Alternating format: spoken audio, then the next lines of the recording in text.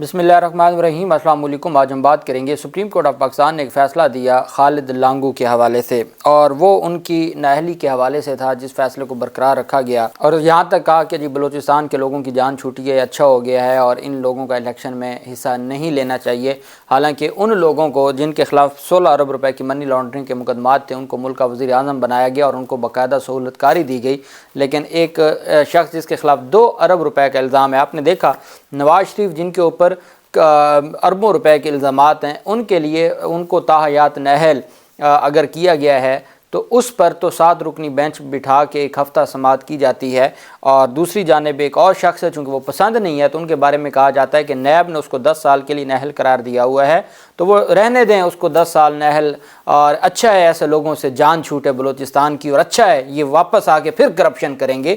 یہ وہ جو عام آدمی کے نواز شریف یا زرداری کے حوالے سے ریمارکس ہیں جن کو یہ اچھا سمجھتے ہیں اور کہتے ہیں کہ جیسی بھی ہو جمہوریت، بھلے آدھی جمہوریت ہو وہ بھی بہتر ہے، لیکن جب یہی بات سامنے آتی ہے کسی اور کے خلاف تو اس پر پھر جو قاضی فیصل صاحب نے بڑے سخت ریمارکس دیے، ان ریمارکس کے سامنے پھر خالد لانگو نے ایک پریس کانفرنس کر دی اور قاضی فیصل صاحب پر انتہائی توہین آمیز جو الفاظ کہے اور ان کو کا جو بڑے توہین آمیز انداز میں پاگل کہا اور بہت کچھ ان کی جانب سے کہا گیا۔ پہلے تو میں آپ کو بتاتا چلوں کہ ان کے خلاف کیس کیا تھا۔ یہ نواز شریف کا دور حکومت تھا بلوچستان میں، یہ فیصلہ ہوا تھا کہ نواز شریف کے دور حکومت میں کہ کچھ عرصہ جو وہاں پہ نیشنل پارٹی ہے وہ جو باپ ہے وہ انتخابات میں حصہ وہ حکومت کرے گی، اور کچھ عرصہ مسلم لیگ نون کے پاس ہوگا۔ جب مسلم لیگ نون کے پاس آیا معاملہ تو سابق سیکرٹری خزانہ بلوچستان مشتاق رئیسانی، سابق صوبائی مشیر خزانہ خالد لانگو سمیت 6 ملزمان کے خلاف ایک کرپشن ریفرنس بنایا گیا کہ جی یہ اس وقت کی بات ہے جب کرپشن کا سلسلہ شروع ہوا تھا، شاید خاقان عباسی کا دور آ گیا، نواز شریف کک آؤٹ ہو گئے اور اگلے انتخابات آنے تھے تو نیب بڑا ایکٹیو ہو گیا تھا۔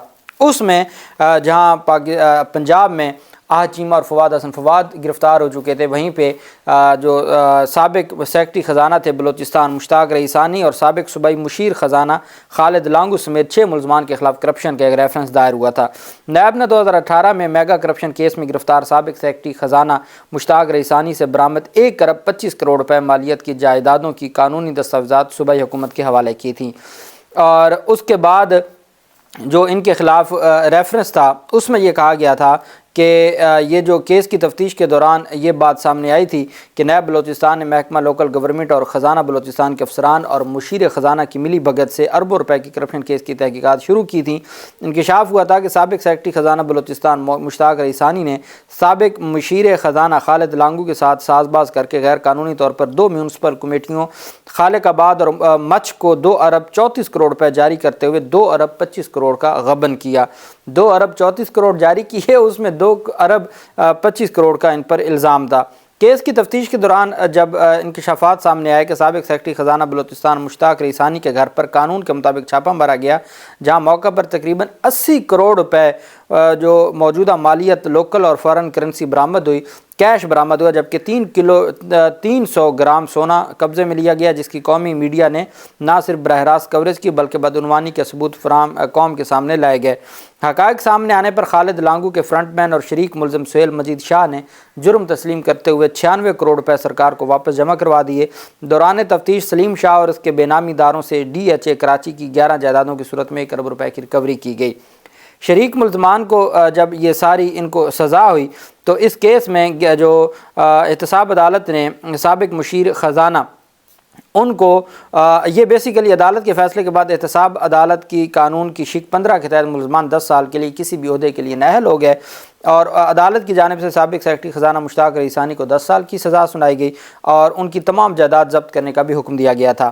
اور اسی طریقے سے خالد لانگو جو سابق مشیر خزانہ تھے ان کو 2 سال 2 ماہ یعنی 26 مہینوں کی سزا دی، اور جبکہ سیکرٹری بلدیات عبدالباسط اور سابق سیکرٹری لوکل کونسل فیصل جمال کو بری کر دیا۔ اب یہ سارا معاملہ ہو گیا۔ یہ ہونے کے بعد جو خالد لانگو تھا اس کو چونکہ وہ 26 مہینوں کی سزا تھی اور سزا کے بعد 10 سال کے لیے وہ نااہل تھا، تو ان کی سزا معطل ہو گئی۔ سزا معطلی کے بعد وہ اپنے الیکشن میں لڑنے کے لیے اہل قرار دیے جانے کے حوالے سے وہ پہنچے سپریم کورٹ آف پاکستان میں۔ آگے قاضی فیاض عیسیٰ صاحب کا بینچ تھا۔ اب یہ وہ قاضی فیاض عیسیٰ صاحب جو کہتے ہیں کہ توبہ کے دروازے کھلے ہیں اور توبہ ہونی چاہیے اور کسی وقت بھی توبہ ہو سکتی ہے، اور 10 سال کے لیے ایک بندہ نااہل ہو گیا ہے، اس کے کیس میں آپ نے لائیو میں نے آپ کو دکھایا جو سپریم کورٹ آف پاکستان کی پروسیڈنگ ہے کہ کس طریقے سے توبہ کے اوپر زور ہے اور تاحیات نااہلی کے خاتمے پر زور ہے۔ وہیں پہ جب 10 سال نااہلی کا معاملہ آیا خالد لانگو کا، تو اس پر جو عدالت نے کہا کہ نیب کرپشن کا سولتکار ہے، خالد لانگو کے عام انتخابات میں حصہ لینے کے معاملے پر سپریم کورٹ نے حکم دیا کہ جب تک سزا کا فیصلہ معطل نہ ہو اس وقت تک امیدوار الیکشن نہیں لڑ سکتا۔ سزا معطل ہو گئی ہے، فیصلہ معطل نہیں ہوا۔ یہ بالکل عمران خان والا کیس ہے اور آپ اندازہ لگا لیں کہ آگے کیا ہونا ہے۔ عدالت نے خالد لانگو کی درخواست واپس لینے کی بنیاد پر خارج کر دی۔ دوران سماعت چیف جسٹس آف پاکستان نے ریمارکس دیے کہ خالد ہمایوں لانگو کے گھر سے ٹرکوں کے حساب سے پیسے پکڑے گئے۔ خالد لانگو کے گھر سے 2 ارب 24 کروڑ 91 لاکھ روپے برآمد ہوئے۔ حالانکہ 2 ارب یہ تو ٹوٹل تھی جس میں انہوں نے جائیدادیں 11 جائیدادوں کی دستاویزات تھیں، اور یہ سارے پیسے 80 کروڑ روپے کیش برآمد ہوا تھا، 96 کروڑ روپے اس کے فرنٹ مین نے واپس کر دیے تھے۔ اب وہ خالد لانگو کے گھر سے نہیں برآمد ہوئے تھے، تو چیف جسٹس نے کہا کہ خالد لانگو کے گھر سے 2 ارب 24 کروڑ 91 لاکھ روپے برآمد ہوئے، صرف 26 ماہ کی کم سزا کیوں دی گئی؟ درخواست گزار کے وکیل نے عدالت کو بتایا کہ خالد لانگو عام انتخابات میں حصہ لینا چاہتے ہیں، فیصلہ معطل کیا جائے۔ چیف جسٹس نے کہا کہ بلوچستان سے ایسے لوگوں کو انتخابات لڑنے سے دور رکھنا چاہیے۔ پاکستان سے شریف اور زرداری خاندان کو دور نہیں رکھنا چاہیے، لیکن بلوچستان سے خالد لانگو کو دور رکھنا چاہیے۔ آپ کے موکل کو تو جیل کے دروازے کی طرف جانا چاہیے۔ کیا بلوچستان کے پیسے مزید چوری کرنے کے لیے الیکشن لڑنا ہے؟ جو قوم کہتی ہے کہ ان کو آپ جو لائے ہیں مزید چوری کے لیے ان کو لایا گیا ہے، تو عدالت کہہ رہی ہے کہ بلوچستان کے پیسے مزید چوری کے لیے الیکشن لڑنا ہے۔ چیف جسٹس نے وکیل سے مکالمہ کرتے ہوئے کہا کس دنیا میں رہتے ہیں آپ؟ چیف جسٹس نے کہا گھر سے برآمد ہونے والی ملکی اور غیر ملکی کرنسی ٹرکوں پر لاد کر لے جائی گئی، ایسے لوگ بلوچستان کے دشمن ہیں۔ نیب کی تاریخ میں کسی کو اتنی کم سزا نہیں ہوئی، مہربانی فرمائیں بلوچستان کے لوگوں کو بخش دیں۔ کیا نیب آپ کے موکل کے کنٹرول میں تھا جو اپیل دائر نہیں کی گئی؟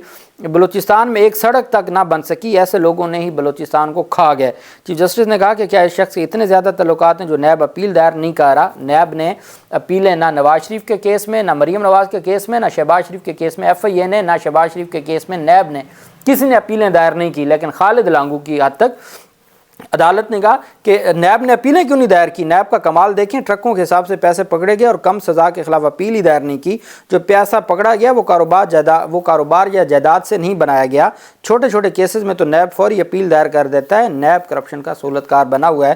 یہ نیب کے لیے ایک میسج بھی ہے کہ اگر آپ نے خالد لانگو کی کم سزا کے خلاف اپیل نہیں کی تو یہاں تو آپ نے بریت کے خلاف اپیلیں نہیں کی، یہاں تو آپ نے کیسز میں سے ان کو فارغ کر دیا گیا، اس کے خلاف اپیلیں نہیں کی اور کوئی اس پر پوچھنے والا نہیں ہے۔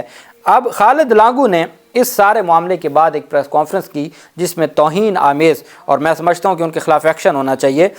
کوئٹہ میں پریس کانفرنس کرتے ہوئے کہا کہ گزشتہ روز سے میرا میڈیا ٹرائل ہو رہا ہے۔ مہذب معاشرے میں ایسا نہیں ہوتا کہ یک طرفہ کوریج ہو، دنیا میں کہیں ایسا ہوتا ہو تو پھر میرا بھی رائے لینا تھا۔ ایک بندے کے کپڑے اتارے جائیں اور آگے سے جو دوسرے کا موقف ہی نہ لیا جائے۔ پورا دن میرا میڈیا ٹرائل ہوتا رہا۔ جو رقم برآمد کی گئی وہ کس کے گھر سے نکلے؟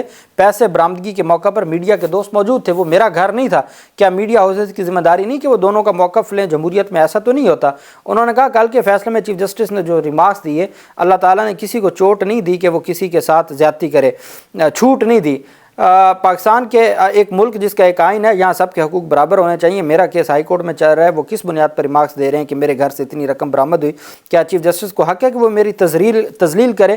میں اپنا درد کس کو سناؤں؟ انہوں نے کہا کہ چیف جسٹس کو مخاطب کرتے ہیں کہ آپ پر بھی چوری کا الزام لگا تھا، وہ کیس ختم ہو گیا، آپ بریو ذمہ ہو گئے۔ سپریم کورٹ کے ججز سے اپیل ہے کہ میں اپنے حق کے لیے کہاں جاؤں؟